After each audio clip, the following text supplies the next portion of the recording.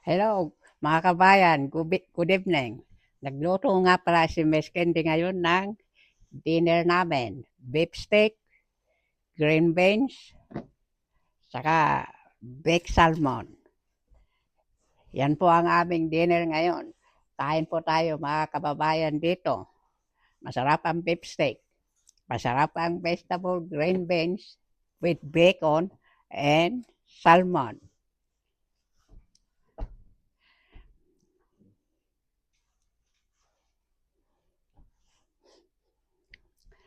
Sana po mag-enjoy kayo sa imbablog ni Miss Candy na ipapakita na kung ano ang kinakain dito. Maraming salamat po sa panonood. Sana po subaybayan niyo po si Miss Candy sa aking vlog. Thank you so much. God us all. Thank you. Bye-bye.